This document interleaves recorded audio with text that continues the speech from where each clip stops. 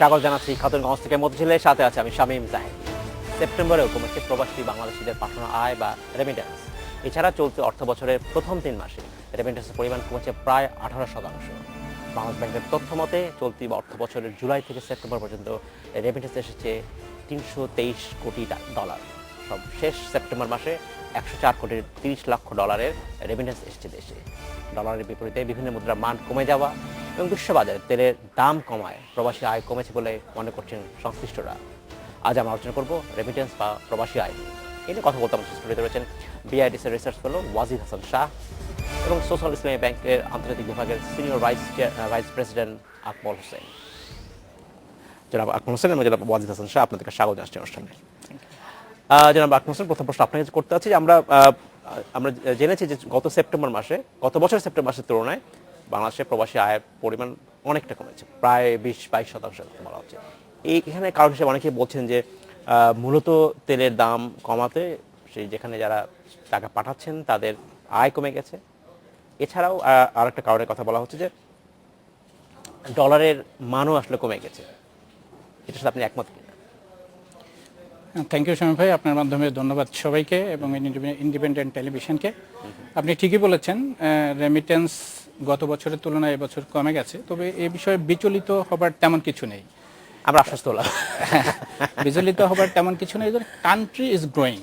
আচ্ছা, আমরা যদি একটু পিছনের দিকে তাকাই তাহলে আমরা দেখব লাস্ট ইয়ারে আমাদের ইম্পোর্ট ছিল 41 বিলিয়ন ডলার, তার বিপরীতে এক্সপোর্ট ছিল 31 বিলিয়ন ডলার, ডেফিসিট ছিল 11 বিলিয়ন ডলার। বিপরীতে আমরা রেমিটেন্স পেয়েছিলাম 15 বিলিয়ন ডলার, আমাদের সারপ্লাস ছিল 5 বিলিয়ন ডলার। আমরা এবছরের যদি এ সময় পর্যন্ত দেখি তাহলে আমাদের ইম্পোর্ট হয়েছে সেপ্টেম্বর পর্যন্ত 39 বিলিয়ন ডলার, 39 প্লাস, আর এক্সপোর্ট হয়েছে 34 বিলিয়ন ডলার। এখানে ডেফিসিট 5 বিলিয়ন ডলার। আমাদের রেমিটেন্স আসছে অলমোস্ট 14 বিলিয়ন ডলার। এখানে কিন্তু 9 billion dollar plus in the sense of country কনটেক্সটে। হ্যাঁ, শুধু ওয়েজ অ্যান্ড রেমিটেন্স কমেছে, আপনি যেগুলো বললেন সেগুলো তো বটেই, যে ওয়েল প্রাইস কমে গেছে, স্যালারি কমে গেছে। একটা বিষয় আমাদের লক্ষ্য রাখতে হবে যে 2005 সাল থেকে 12 সাল 13 সাল পর্যন্ত যে পরিমাণ লোক এমপ্লয়মেন্টের সুযোগ পেয়েছে সেটা কমে গেছে। সৌদি আরব, ইউএই, মালয়েশিয়া বা কুয়েত, ওমান, বিভিন্ন যে যাওয়ার যে একটা গতি ছিল, দুবাই এখন নিচ্ছে না, ইভেন আপনি যাইতে চাইলেও যেতে পারবেন না। তাহলে ওইখান থেকে এই যে আমার তো বাড়তে হলে ম্যান পাওয়ার বাড়তে হবে, এমপ্লয়মেন্ট সৃষ্টি করতে হবে। এমপ্লয়মেন্ট স্ট্যাক আপ হয়ে গেছে, সরকারের বিভিন্ন লেভেলে যোগাযোগ করছে। যদিও এই বছর গত বছর কিছু এমপ্লয়মেন্ট নতুন করে ইমপ্রুভমেন্ট হয়েছে, আবার কিছু যে লোক ফিরে চলে আসছে মালয়েশিয়া থেকে। আচ্ছা, আমাদের তো শুধু সৌদি আরবে কিছু বাড়ছে এটা দেখলে হবে না, ওভারঅল ওয়ার্ল্ডে আমার আউটফ্লো কেমন বাড়ছে, আমার কিন্তু রিটার্ন অনেক, সেটা আমরা কাউন্ট করছি না। অনেক এমপ্লয়মেন্ট হারাচ্ছে, তারা ফিরে চলে আসছে, এটা আমরা কাউন্টে আনি নাই। তো গভর্নমেন্টের এটা নজরে আছে, ব্যাংকারদের নজরে আছে, এই বিষয়গুলো আমরা দেখছি।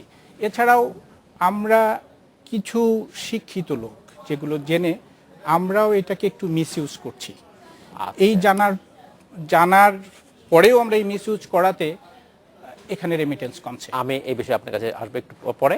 যেটা আপনার কাছে জানতে চাচ্ছি যে এর বাইরে আরেকটি, আমরা মূলত আসলে আমাদের রেমিটেন্স আসছে মিডল ইস্ট থেকে আসছে, কিন্তু বাইরেও কিছু দেশ আছে যেখান থেকে আসে। কিন্তু সাম্প্রতিক সময়ে বাংলাদেশের টাকার তুলনায় ইউকের পাউন্ডের দাম অনেক কমে গেছে এবং এই মুহূর্তে 100 টাকার নিচে চলে আসছে। এটাতে কি বাড়তি কোনো ইম্প্যাক্ট করতে পারে? ডেফিনেটলি। যদিও আমি জানি না কতখানি মানুষ পাউন্ড আসলে বাংলাদেশে পাঠান। একটা সময় ইউকে অনেক বেশি ইম্পর্টেন্ট ছিল আমাদের রেমিটেন্সের জন্য, এখন সেটার মানে গুরুত্ব আগে থেকে অনেক কমেছে। একটা সময় ইউকে কিন্তু টপ 5 এর মধ্যে ছিল, এখন কিন্তু 8 নম্বরে নেমে গেছে। তার মধ্যে একটা ফ্লাকচুয়েশন হয়। হ্যাঁ, পাউন্ড 120 টাকা থেকে যদি 100 টাকা নিচে চলে আসে তখন অবশ্যই একটা প্রভাব পড়বে। শুধু পাউন্ডের ক্ষেত্রে না, আপনি যদি দেখেন মালয়েশিয়ান রিঙ্গিতও কিন্তু একটা মার খায় গত বছর, এবং সেটার ইম্প্যাক্ট কিন্তু মালয়েশিয়ার থেকে আমাদের যে রেমিটেন্সটা আসে তার উপরেও প্রভাব পড়েছে। এবং যেহেতু মালয়েশিয়ায় সর্ট অফ ইলিগাল যারা মাইগ্রেন্ট ওয়ার্কার ছিল তাদের বিরুদ্ধে একটা ড্রাইভ হয়েছে, এগুলোর ইম্প্যাক্ট পড়েছে। আর আমি একটু বলবো, কারেকশন করতে চাই, আমাদের 2008 পর্যন্ত খুব ভালো সময় গেছে। 2007 এবং 2008 আমি সবসময় বলি গোল্ডেন ইয়ার্স অফ মাইগ্রেশন। 2 বছরে কিন্তু 8 লাখের উপরে কমিয়ে গেছে। তার পরের বছর 2008-এ 875,000 থেকে 2009-এ সেটা 475,000, মানে 4 লাখ কমে যায়। এবং প্রতি বছর আইএলওর এস্টিমেট অনুযায়ী আমাদের দেশে প্রায় 22 লাখ 2.2 মিলিয়ন নতুন কর্মী চাকরি বাজারে প্রবেশ করে। আগের যারা আন্ডার এমপ্লয়েড আনএমপ্লয়েড আছে তারা তো আছেই, সুতরাং আমাদের যেখানে বছরে 7-8 লোক যাচ্ছিল দেশের বাইরে, সেটা আমাদের দেশের জব মার্কেটে কিন্তু প্রেশার অনেক কমিয়ে দিচ্ছিল। মাঝে কিন্তু সেটা কমে গিয়ে গত বছর থেকে আবার সেটা ইমপ্রুভ করেছে। গত বছর ছিল 555,000, এই বছর যদি যে হারে যাচ্ছে লোক, আমরা 7 লাখ আবার এক্সিড করবো বলে আশা করছি আমরা।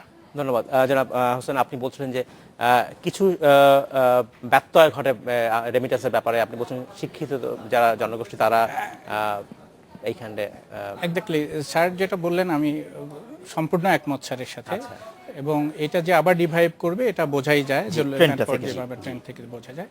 তো এইখানে আমাদের একটু সচেতন হতে হবে এই জন্য যে আমরা যারা বুঝে, যেমন আমি যেটা বলতে চাচ্ছি আন্ডার ইনভয়েসিং ওভার ইনভয়েসিং এর বিষয়গুলো, ট্যাক্স ফাঁকি যাবার জন্যে যে আমরা অনেকেই রেমিটেন্স হাউস খুলেছি দেশের বাইরে, আমরা বিকাশের এজেন্টশিপ নিয়েছি দেশের বাইরে, আমরা ইম্পোর্টের পেমেন্ট মিট করার জন্য কোনো ক্ষেত্রে আমরা ওই মার্কেট থেকে কালেকশন করার চেষ্টা করছি, করে ওইখানে পেমেন্ট দিচ্ছি। তো আমার এখানে ইম্পোর্ট ইনভয়েসের প্রাইস কমানোর জন্য, ট্যাক্স একটু কম দেওয়ার জন্য, এটা একটা ব্যাপার। আর এই যে আমি বিকাশের কথাই যদি বলি, আমরা যেহেতু এটাকে টেক আপ করতে হবে, আমি এইভাবে বলি কারো বিরুদ্ধে হতে যেতে পারে, কিন্তু বলা দরকার, সময় এসছে। শুধু বিকাশ নয়, আপনি যদি বলতে পারেন মোবাইল ফাইন্যান্সিং সবাই, নাকি শুধু বিকাশ?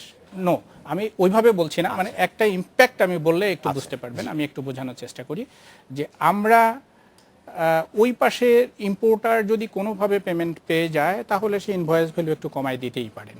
তাহলে যে গুডসের উপরে 200% ট্যাক্স, আমি যদি 100 টাকা কমাতে পারি, 200% টাকা আমার বেঁচে যায়। তো এটা একটা ফ্যাক্টর। তো এই জন্য একটা গ্রুপ কাজ করে থাকেন। আর যেটা আমি বলেই ফেললাম, বিকাশ ভেরি গুড একটা প্রোডাক্ট দেশের জন্য, কিন্তু আমরা এই পাশে যারা বেনিফিশিয়ারি, আমরা জানি যে বিকাশের ওয়ালেটে টাকা পেলেই পেয়ে গেলাম। তো এটা কি ফরেন রেমিটেন্স না লোকাল রেমিটেন্স, এইটা কিন্তু আমরা ভাবি না। তো আমরা এটা গভর্নমেন্ট এবং ব্যাংকার যারা এই মডেলটা স্টাডি করেছেন, তারা হয়তো ওই সময় ঠিকই করেছিলেন, এখনও ঠিক আছে। কিন্তু সুযোগটা আমরা কিভাবে নিচ্ছি, যে ওই পাশে কুয়েতে বা ওমানে, মালয়েশিয়াতে, সৌদি আরবিয়ায়, দুবাইয়ে যে এজেন্টগুলো টাকা কালেকশন করছে, তাদের কথা ছিল যে তোমরা যে ব্যাংকের মাধ্যমে তুমি এজেন্ট হলে, সেই ব্যাংকের নষ্ট অ্যাকাউন্টে তোমার ডলারটা জমা দিবা, ব্যাংকের কাছে ইনভয়েসগুলো পাঠাবা, ব্যাংক করবে।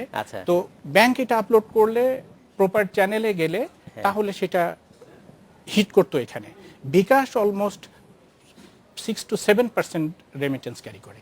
আমার মাইনাস নেগেটিভ গ্রোথ হচ্ছে মাত্র 2.52%। রাইট। তো আমার এখানে সব আমি বলছি না, এখানে যদি 1%ও হয়, তাহলে কিভাবে হচ্ছে সেটা, যে ওই পাশ থেকে কালেকশন করে সে হয়তো শুধু ইনভয়েস গুলো পাঠিয়ে দিচ্ছে, এই হচ্ছে বেনিফিশিয়ারি লিস্ট। তো আমি কি, আমার একজন এজেন্ট আমার বাড়ি ফরিদপুরে আছে, বা মতিঝিলে একজন এজেন্ট আছে, তার কাছে 3 কোটি টাকার সে নিয়ে ব্যবসা করছে এজেন্টের, সে এখানে দিয়ে দিচ্ছে। ধন্যবাদ। আমাদের সময় ছোট্ট একটা বিরতি যাবার, আমরা 50 সেকেন্ডে একটি বিরতি নিচ্ছি, ফিরে এলাম আলোচনায়। জনাব ওয়াজিদ হাসান শাহ, আমরা আলোচনা করছিলাম, জনাব আকমল হোসেন বলছিলেন যে রেমিটেন্স সরকার এক অর্থে কিছু তার রেভিনিউ হারাচ্ছে যখন মোবাইল ফাইন্যান্সিং এর মাধ্যমে অর্থ পাঠানো হচ্ছে। এখানে নিশ্চয়ই রেগুলেটর বা সরকার পরবর্তী নিশ্চয়ই কাজ করবেন, আশা করা যায়। রেটের বিষয়ে আমি আপনাকে জানতে চাই, যখন এই ফাঁকিদার ব্যাপারটা আসে, প্রবণতা আসে, তখন কিন্তু এক্সচেঞ্জ রেট একটা বড় ভূমিকা রাখে। ফর্মাল চ্যানেলে, ইনফর্মাল চ্যানেলে এই রেটটা আসলে আপনি যদি এখন দেখেন, আমি যদি বিদেশে যাই, আমি যদি ব্যাংক থেকে ডলার কিনতে যাই, আমার 80-র উপরে কিন্তু রেট পড়বে, কিন্তু আমি যখন এসে বিক্রি করতে যাব ডলারটা, সেটা কিন্তু 77, 50, 78-এর কাছাকাছি। এখানে আই উইল লুজ মানি। আমি যদি সেটা না করে, আমি যদি ইনফর্মাল মার্কেটে বিক্রি করি মানি চেঞ্জারের কাছে, তাহলে আমি কিন্তু রেট 81, 82, মাঝে 83-ও হয়ে গেছিল। আমি খোঁজ খবর রাখি যে কি হচ্ছে, ট্রেন্ডটা দেখার জন্য।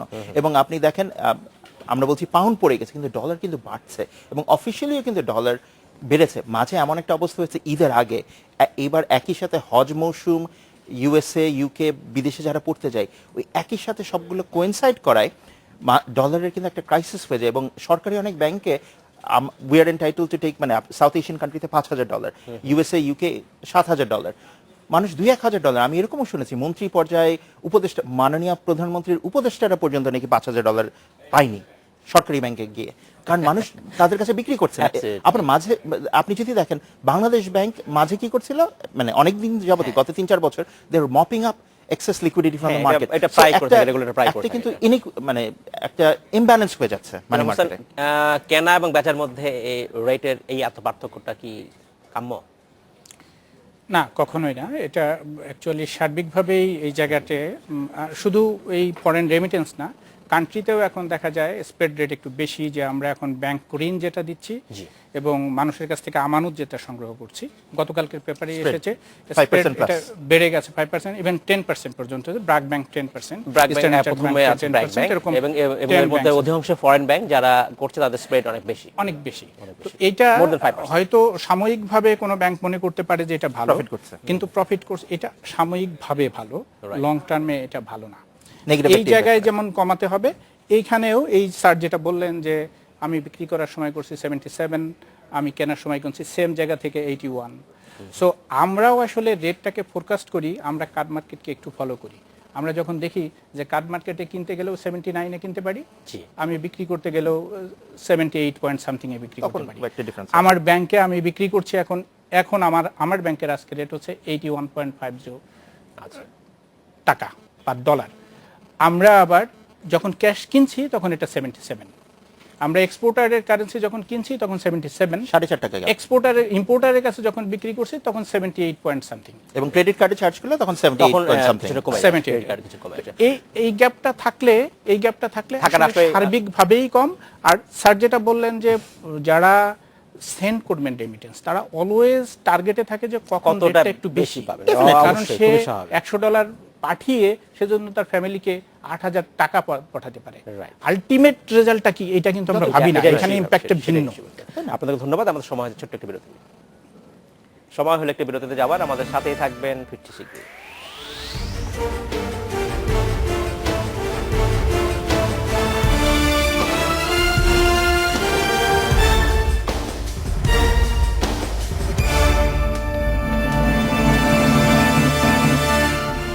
স্বাগত আরেকবার খাদ্য গঞ্জ থেকে মধ্যে ছিল। আজ আমরা আলোচনা করছি রেমিটেন্স বা প্রবাসী আয় নিয়ে। এই নিয়ে কথা বলতে আমার সাথে সুবিধা রয়েছেন বিআইডিসিএস রিসার্চ স্কলার ওয়াজিদ হাসান শাহ এবং সোশ্যাল ইসলামী ব্যাংক আন্তর্জাতিক বিভাগের senior vice president Akmal Hossain.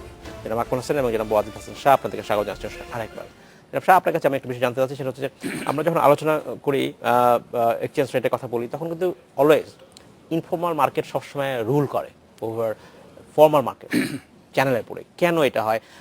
আমরা এটুকু বুঝতে পারি যে যারা ফর্মালি টাকা পাঠাচ্ছেন, যারা দিচ্ছেন, তার তো একটা খরচ আছে, ব্যয় তো আছেই, Definitely. সে ব্যয় তো তাকে তো নির্বাহ করতে হবে। কিন্তু কতটা বেশি, কেন মানুষ ইনফর্মাল চ্যানেলে আসলে টাকা পাঠায়, কেন পাঠায়? আমি একজন অর্থনীতির ছাত্র বা গবেষক হিসেবে যদি বলি, একজন শ্রমিক যার এখানে তেমন কোনো অ্যাসেট নাই, সে স্বাভাবিকভাবে চাইবে যত বেশি টাকা আসুক ততই তার লাভ। এখন আমি একজন অর্থনীতির ছাত্র হিসেবে চিন্তা করব, আমি যদি $100 পাঠাই, আমি যদি 8,500 টাকা পাই, সেটা কি বেশি ভালো না 8,000 বা 7,500 টাকা পাওয়া? তো অবশ্যই। এবং এইটা যখন লার্জ স্কেলে করি, $1,000, $10,000, গ্যাপটা তো বাড়তে থাকে। এটা খুব স্বাভাবিক না? এটা যে কেউই, মানে ইট মেক্স ইকোনমিক সেন্স। কে চাইবে কম টাকা পাঠাতে? বিশেষ করে যখন এই টাকাটা দিয়ে তাদের সংসার এখানে চলে। আমরা কিন্তু অনেকগুলো ইস্যু এড়িয়ে গেছি। একটা খুব ইম্পর্টেন্ট ইস্যু, যারা যায় অফিসিয়ালি হয়তো তারা বলে 1 লাখ, 1.5 লাখ, 2 লাখ টাকা খরচ হচ্ছে। সৌদি আরবে একজন যেতে কিন্তু এখন 6-7 লাখ টাকা লাগে। হ্যাঁ, আসলে এবং সেই টাকা রিকভার করা কিন্তু খুব কঠিন। আমরা দেখছি সৌদি আরবে বিশেষ করে ইন্ডিয়ান যারা শ্রমিক ছিল, অনেকে চাকরি চলে গেছে, অনেকে মাসের পর মাস বেতন না নিয়ে আছে। আমি দোহা, কাতারে কয়েকবার যাওয়া আসা করেছি, দোহা এয়ারপোর্টে দেখেছি একজন 7 লাখ টাকা খরচ করে গেছে। সে বলে আমার এই টাকা উদ্ধার করতে 3 বছর লাগবে, জাস্ট নেট 3 বছর লাগবে টাকা উদ্ধার করতে। আপনি তাহলে চিন্তা করেন সে কেন চাইবে না বেশি টাকা? অ্যাবসলিউটলি। জনাব হোসেন, আপনার কি মনে হয় যে ফর্মাল চ্যানেল এবং ইনফর্মাল চ্যানেলের টাকা পাঠানোর যে রেট, এই পার্থক্যটা কতটা পার্থক্য? কেন মানুষ পাঠায়? বেশি পায় বলে পাঠায়, কিন্তু হ্যাঁ, আপনারা কি আসলে ব্যর্থ হচ্ছেন কিনা? না, ব্যর্থতা আসলে কারো একার উপরে চাপা দেওয়ার সুযোগ নাই। স্যার তো এবং It's a system, it's a whole সিস্টেমের system. ব্যর্থতা। এটা ইট উইল টেক টাইম, এটা ঠিক হয়ে যাবে। ঠিক কতদিন হয়ে যাবে সময় means- লাগবে? আমরা তো অনেক না, দিন ধরে শুনছি এই কথা। কতদিন এটা নিশ্চয়ই করা বলা যাবে না। স্যার যেভাবে বললেন যে আমরা লোক পাঠাতে এখন খরচ কমে ফেলেছি, হ্যাঁ। খরচ কমে জিরো করে ফেললাম, কিন্তু সুযোগটা সৃষ্টি হচ্ছে কতটুকু? আমার দেখ যাচ্ছে, আমি খরচ না, না, কমাই আমি কিন্তু বলছি রেট ইনফর্মাল আমি আসছি ইম্প্যাক্টটা ওইখানে পড়ছে। আমরা এই যে বললাম যে মালয়েশিয়াতে যেতে এখন বিলো লাক্স বা ইত্যাদি সেটাদি, এই ঘটনার পরে কতজনকে আমরা পাঠাতে পেরেছি? তাই না, গভর্নমেন্ট টু গভর্নমেন্ট এগ্রিমেন্ট হলো। আমার এই ঘটনার পরে আমি দুবাইতে কতজনকে পাঠাতে পেরেছি, সৌদি আরবে কতজনকে পাঠাতে পেরেছি? পাঠালে সুযোগটা সৃষ্টি হবে, এটা একটা। আর 2 নম্বর রেট, অবভিয়াসলি যে একজন লেবার বা একজন ওয়েজার্নার্স যখন বাইরে থেকে পাঠাবেন, সে চাইবেন যে আমি $100 পাঠালে যেন ইকুইভ্যালেন্ট সে ওই পারে 10,000 টাকা পায়। হ্যাঁ, খুবই মানে রেট যত বেশি হবে তত লাভ, কিন্তু ইম্প্যাক্টটা ভিন্ন। এটা ওনাদেরকে একটু বুঝতে হবে, বুঝতে একটু সময় নিতে হবে। বুঝতে হবে কি যে উনি রেট বাড়াচ্ছেন মানে কি, এই দেশের টাকা দিয়ে আমরা ডলার কিনছি কত বেশি দিয়ে। তো উনি যদি বেশি পাঠান, উনি যদি $100 8,000 টাকা পাঠান, 90 টাকা হলে 9,000 টাকা পাঠাবে। তো আমার ডলার রেট বাড়লে আমার ইম্পোর্ট কস্ট বেড়ে যাচ্ছে। হ্যাঁ, ওনার ফ্যামিলির এখানে 10 জন সদস্য কিন্তু ইম্পোর্টেড রাইস খাচ্ছে, হুইট খাচ্ছে, চিনি খাচ্ছে, আলটিমেটলি কিন্তু সে লুজ করছে। এই জিনিসটা বুঝতে হবে। এখনো স্যার যেটা বললেন যে ওরা তাকায় থাকে যে রেট বেশি হলে পাঠাবো, খুঁজে যারা একটু বেশি দেন। আমরা ব্যাংকগুলো প্রতিদিনই তাদের সাথে বার্গেনিং করি, ইউএই এক্সচেঞ্জের সাথে, ওয়েস্টার্ন ইউনিয়নের সাথে, মানিগ্রামের সাথে, আলফারদানের সাথে, যে ভাই এই হলো আমার রেট। সে বলে যে না ভাই, এক্সপ্রেস মানি তো 80 টাকা দিচ্ছে, অমুক তো 79 টাকা 90 পয়সা দিচ্ছে, আচ্ছা। আমি রেট পেয়েছি 80 টাকা 5 পয়সা ইত্যাদি। এখন অবশ্য 78.60 পর্যন্ত হাইয়েস্ট আছে, আমাদের রেট হচ্ছে। তাহলে আসলে কি ইনসেনটিভ দেওয়া যায় জনাব হাসান শাহ, যাতে মানুষ ফর্মাল চ্যানেলে টাকা পাঠায়? কি এমন ইনসেনটিভ তৈরি করা যেতে পারে? The cost of remitting money has to go down. Issue number 1. আমরা যেমন জানি যে বিভিন্ন ডিজিটাল মানি ট্রান্সফার সার্ভিস আসছে। আমরা যদি দেখি, ওয়ার্ল্ড ব্যাংক একটা সমীক্ষায় দেখিয়েছিল যে Singapore Bangladesh remittance corridor has one of the lowest 5, মানে of the 5 lowest costs in the world, this is one of them. So we can try to replicate that. ওদের ইনডেপথ আমি জানি না মানে কিভাবে ওরা কমিয়েছে, এটা ব্যাংকাররা স্টাডি করবে। নিশ্চয়ই আমি যাবো ওনার কাছে। হ্যাঁ, ওনার কাছে ওইটা অবশ্যই প্রশ্ন থাকবে যে কিভাবে এটা কমানো সম্ভব। চমৎকার প্রশ্ন আপনার। নতুন কি প্রোডাক্ট আপনি তৈরি করতে পারেন যার ফলে মানুষ ফর্মাল চ্যানেলে রেমিটেন্স পাঠাবে? হ্যাঁ, নতুন এইটা অ্যাকচুয়ালি আমরা ব্যাংকাররা যেটা মনে করি যে রেমিটেন্স ডোমিনেট করে রিসিপিয়েন্ট এন্ড 60%। আচ্ছা, ডোমিনেট করে 60%। তাহলে এই ডোমিনেটরকে, এই 60%কে কিছু ইনসেনটিভ দিতে হবে। যেহেতু রেমিটেন্সটা দেশের সরাসরি উন্নয়নের সাথে জড়িত, সো গভর্নমেন্টকেই আগে আসতে হবে। গভর্নমেন্ট বিভিন্ন সময় রেমিটেন্স পেয়ার করে, গভর্নমেন্ট রেমিটেন্স সময় প্রবাসী মেলা করে। এইগুলো করলে হয় কি যে যিনি বেনিফিশিয়ারি, দেখেন ওই যে ইনফর্মাল চ্যানেল ভেঙে ফর্মাল চ্যানেলের সেটা একটা রাস্তা, যে কি হবে যে একজন রেমিটেন্স নিলে তাকে একটা মগ দেওয়া হবে, তাকে একটা ছাতা দেওয়া হবে, তাকে একটা 100 টাকার একটা পুরস্কার দেওয়া হবে। গভর্নমেন্টকে কন্ট্রিবিউট করতে হবে।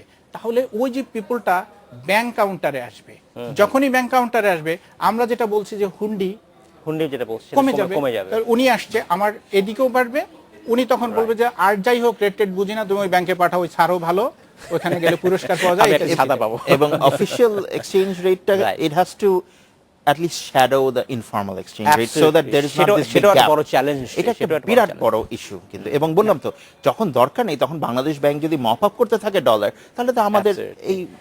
জনাব ওয়াজিদ হাসান সাহেব, আপনাকে অসংখ্য ধন্যবাদ। জনাব আকমল হোসেন, আপনাকে অসংখ্য ধন্যবাদ। আজ শেষ করতে হচ্ছে, ভবিষ্যতে আপনার সাথে আমরা আবার কথা বলবো। Thank you. Thank you. এই ছিল আজকের মধ্যে খাতুন গল্প থেকে মত ছিল। আমাদের সাথেই থাকবেন, দেখা হবে আবারও।